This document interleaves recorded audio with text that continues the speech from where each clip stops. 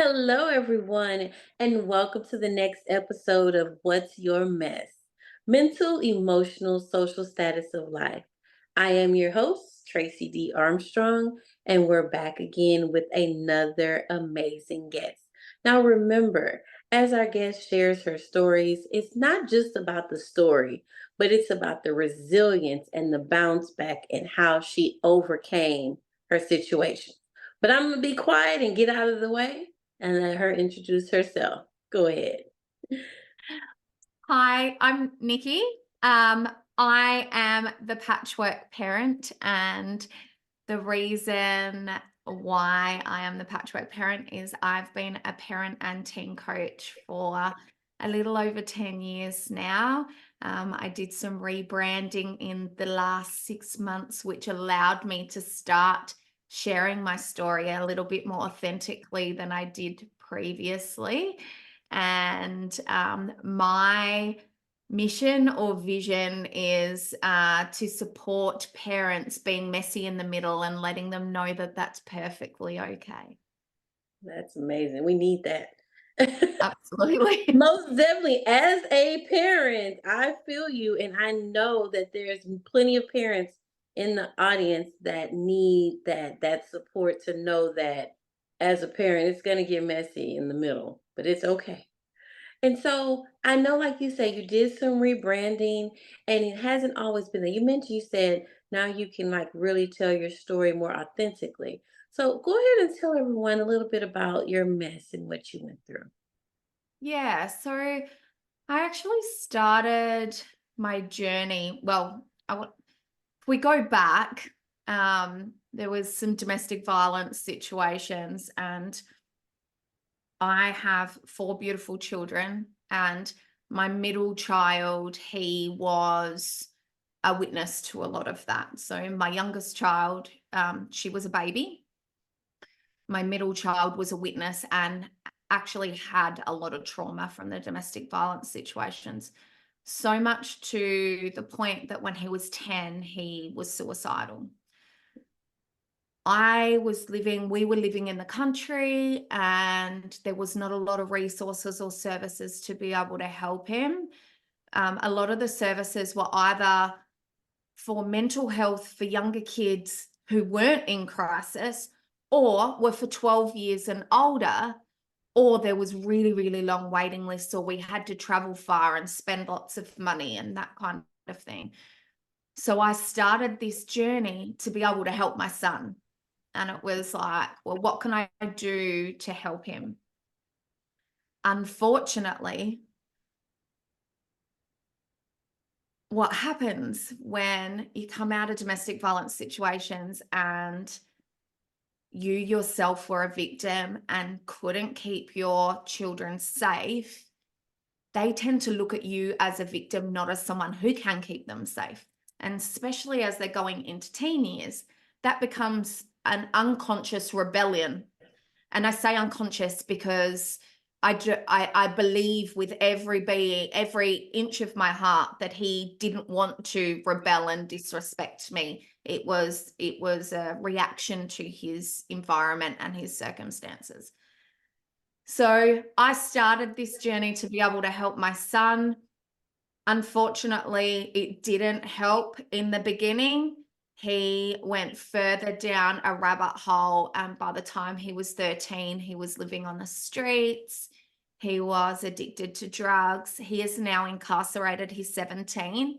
He's incarcerated for the third time in 12 months due to his criminal activity. However, what has happened from there is all the emotional mess and everything that come along with that, and me giving into him because of the guilt of being that person who couldn't keep him safe, that's no longer there. So I was able to create some really good boundaries to keep myself safe and to keep my younger daughter safe. And as much as that meant that I couldn't have my son living at home, our relationship now is 100% better than it used to be. Right. And I now work with other families that are going through similar things. Right. And so with all of that, like you unpacked several situations right there. I want to go back to because I want to focus on the parenting part. So, and that's really key what you said, how they see you as the victim because they were witness to the situations. And so a lot of times the disrespect, like you said, it may unconsciously or subconsciously, appear. How did that affect you mentally when you first started going through that with your son? Yeah, it was really hard. It was really hard, and, um, I wanna say I was on depression medication because I was struggling to get through a day. I was drinking so much alcohol, and my relationship with all my kids, not just my son, was broken, and I found and I attracted another guy that wasn't he was better, but still not great. So mentally, I was broken. I wasn't sleeping. I was choosing to have people around me that weren't great. Um, I was yelling at the principal of the school because they couldn't just deal with him for 6 hours a day so I could have a break. Um, I was not present with my kids. There was just so much. And if I could have slept through the whole lot, I would have. Mhm. Mhm. Wow. And so with that, because like that's true. Like you said, it wasn't just like with your son because you pretty much were responding to the situation and all of the kids were affected by the way that you responded. But then emotionally, like you just said, it was kind of, like a depression type state. But then it was also like an aggressive state. Could you talk a little bit about the emotional impact that it had on your life? Yeah. So I think when I think back to it emotionally, I couldn't find my happy. And I'm a happy person generally. I'm a happy, energetic um being. I was born this way. But for so long, I just couldn't find my happy, and everything made me sad. Everything made me, well, sorry, my reaction, nothing makes you. My reaction to everything, just felt sad and down and like ho hopeless is probably a really good way of putting it. Like, I wasn't to a point where I felt suicidal myself, but I really felt like there was no way out of the situation for a really long time, for probably, yeah, 3 or 4 years. Mhm, And it mhm. was draining. It was draining. And I lost so much weight because of the emotional state I was in. I just stopped eating, not purposely, like I don't have I just wasn't hungry. So I just stopped eating and I was stressing because I couldn't get any help. And my home environment wasn't great and my family support wasn't great. So it was just, yeah, it was just really draining. Right. And what you just said, like you say you couldn't get any help and like the family support wasn't there. So how did this impact you socially? Like with people around, was it just the immediate family? No, friends or anything? Any help? I It impacted me with everything. I was really lucky. I, had a really good best friend who, really just took it all on the chin, and she was really good with, like, taking my son and saying, "Mum needs a break," that kind of thing, and she was my daily rock. But my family, my mum has trauma of her own, so it was really hard for her to support me in any way. My dad's not around, so there was none of that. Um, and my son's family, his dad's an addict as well. His grandmother, perfect. She was great, but we lived probably half an hour, nearly an hour away from them. So, in the moments when things were happening, I didn't have that support. Hmm. What the biggest impact it did have for me, I believe, was I couldn't hold down a job. because Mm. I was constantly being called to the school. I was constantly tired and stressed. And so I really, really, for that 4 years, I think I had 7 or 8 jobs because I could not hold down a job. Wow, because that was my next question. How did it affect your status of life? And with Yeah. that, not being able to hold down a job, not a stable income, that just, adds to the stress and adds to the pressure and adds to the emotional turmoil of everything. So, with all of that, with everything that you were going through, you said that it was about 3 or 4 years. How did you come out of it? To be honest, it was a relationship breakdown with my partner. Well, no, it wasn't. It was the start of the relationship breakdown. I could see what was going on with my son, and I could see what was going on with him because he wasn't my son's dad. That I needed to focus on my son, and my partner was not happy about that. He wanted to be my all focus. It was like, well, I've got children. This is the way it has to be, type thing. Mhm.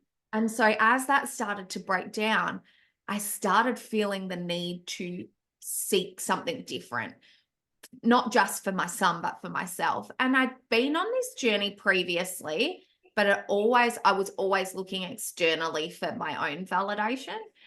And so I started to study counseling and psychology at uni. Didn't work. I quit before even the end of first semester. Um, and then I took up a coaching program. Again, didn't work, but it started opening my eyes to the next steps and Mhm. what I wanted to do. And from when I was 13, I always wanted to be a youth worker. I always wanted to work with youth. I was born to work with young people. I knew that before I even had kids. So when the relationship actually broke down, I took a chance and spent thousands and thousands and thousands of dollars of money that I didn't have and booked into a master coaching course. And that was the start of that run. And that was that was nearly 10 years ago. Wow. Okay, what kind of master coaching class was this? What was it? What were they teaching you? So it was everything. So the institute, it's called the Coaching Institute. Well, it's not, it's rebranded now, but the Coaching Institute here in Australia. And everything from NLP, so reframing our own language and emotions, and um, collapsing anchors. So for me, that was probably the biggest thing, was collapsing all of the trauma that I was holding in my body to be able to put positive spins on everything. So and being able to move through some of that embodiment. And then most of the rest of that was business. And then from there, I've gone to do other coaching courses where I've learned more holistic stuff like Reiki and crystals and, um, being an embodied healer. And I do a lot of this with the kids. And although there's still days, the trauma is still being held in my body in certain aspects. And with my son being incarcerated, obviously, there are still days where some of that guilt and shame does come back. But that those tens of thousands of dollars that I couldn't afford back then have come back to me in droves because I took that step. Right. And you just said something. I wanna touch on it. You said because you've gone through the classes, you've gone through the coaching, but sometimes you say that guilt and shame still comes up because he's incarcerated.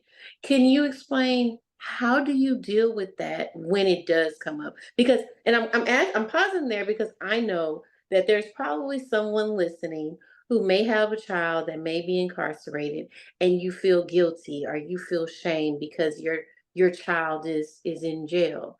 But there's other people out there that's going through the same thing. And I'm talking to the audience real quick. So I would like for you to share, like, what advice would you give someone so that that guilt and shame doesn't embody them? Yeah, absolutely. So my biggest lesson was that he doesn't need being fixed. It's actually his journey to learn. And there is nothing that I could have done or could have changed that may have changed it. We don't know. We don't know the path that has been chosen for him or that he's choosing for himself. Um, so I could have been the most perfect parent and he still could be incarcerated. We don't know. We don't know. I do assume that, the trauma that he experienced and everything is some of that can be attributed to where he is. However, when the shame and guilt come up now, other than going, actually, I did the best I could with the knowledge and the resources I had at the time, um, I really remember where I'm at now. And I don't go, the guilt was driven by I could have done better or I should have done better. Um, the shame is around what society sees. So for me, my son's incarcerated now. I've been on this journey for nearly 10 years. And society sort of says, well, if your home was perfectly fine and you were doing all these things, then he shouldn't be there. What did you do for him to be incarcerated? Or like if he was homeless when he was 13, what was going on in your house for him to decide that being on the streets was better than being at home? Well, actually, at the time, he just didn't want to do the dishes. Like, there's more to it than that, but that is literally the straw that broke the camel's back for my son. And he decided he didn't want to be there because he didn't like the rules. We've since found out that he is ADHD and he's been undiagnosed for a really long time. So that could have been a whole big difference too if we had known that. But for me, it's just taking time to pause and looking at my relationship with him now and just remembering that this is his journey and I can be here to support him with boundaries and love because I need to have boundaries with him. Um, and with boundaries and love, but also to know that it isn't actually my job to fix him. Even if he was doing this, stuff when he was 5, it's actually not my job to fix him. Mm. That is a great way of putting that.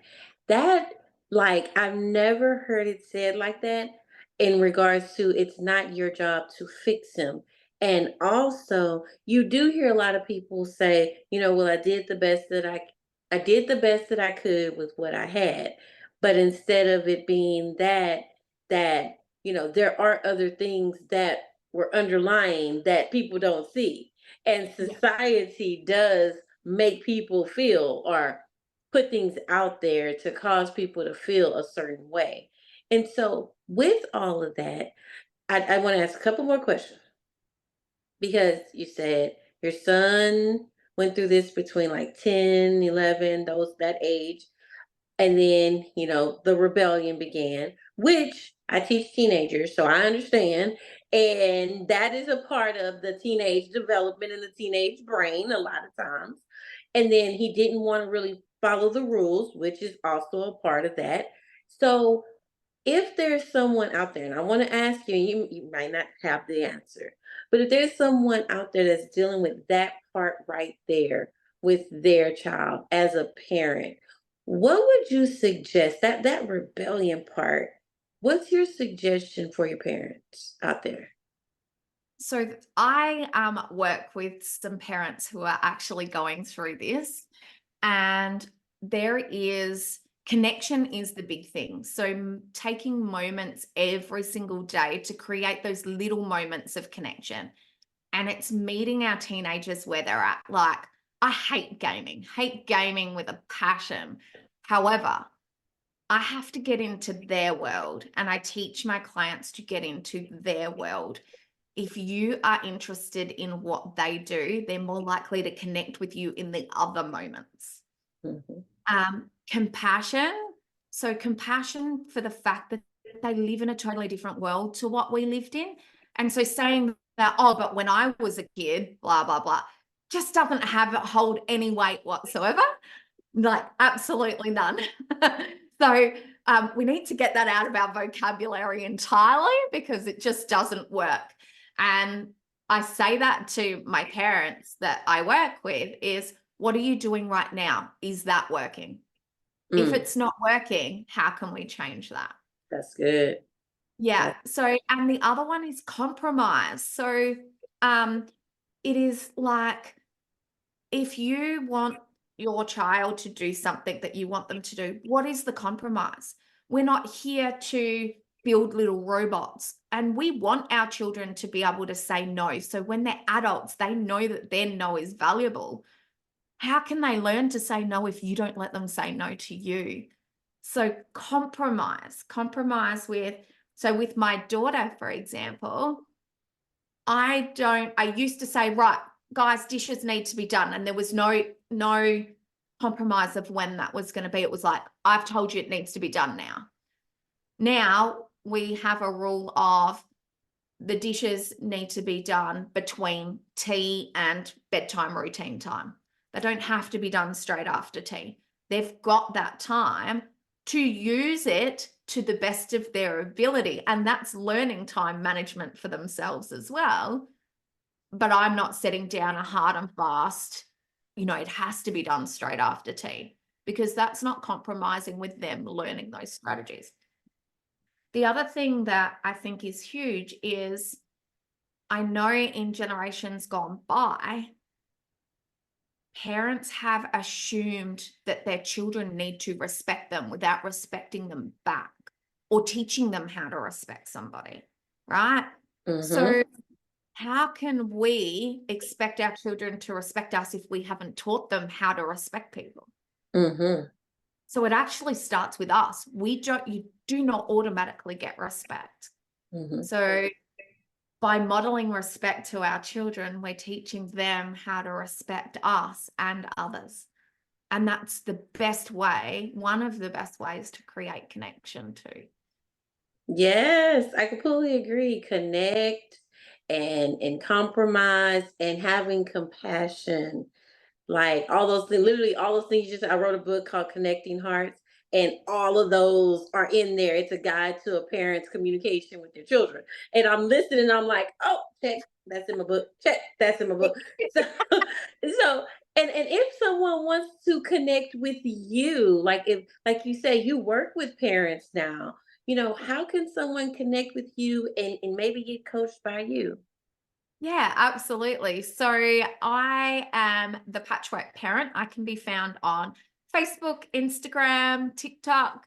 I do have a website, which is thepatchworkparent.com.au, but bear with me. It is something that I procrastinate over and gets put on the back burner. So it's sort of half done.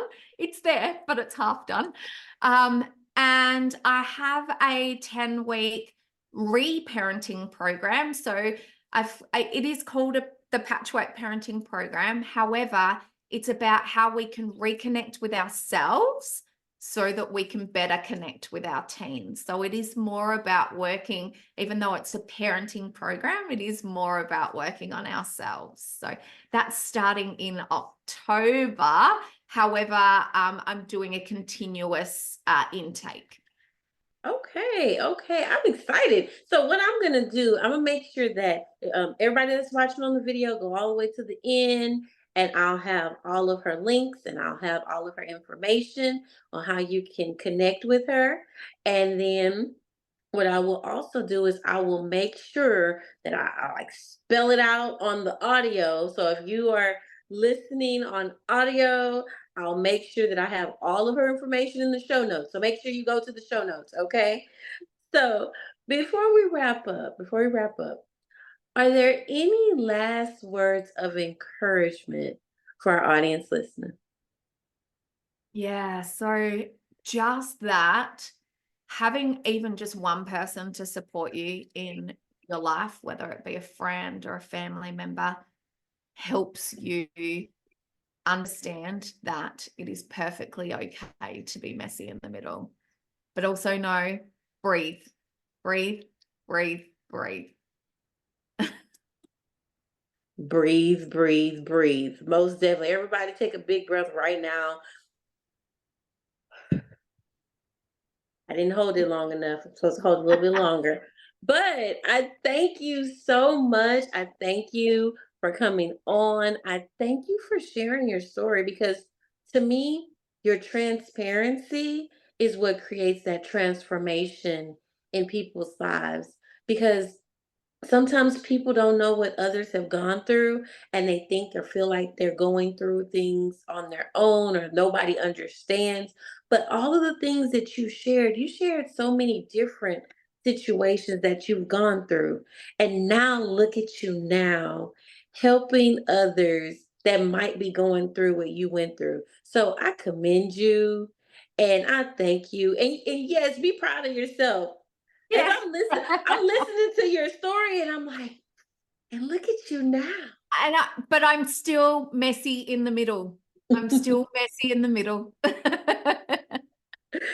And so, but thank you so much, Miss Nikki.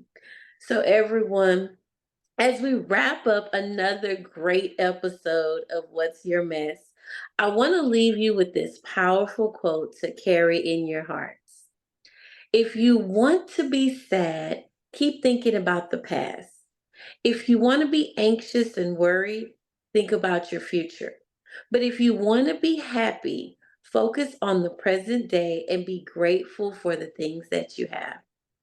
This is Tracy D. Armstrong with What's Your Mess? Have a good one, y'all.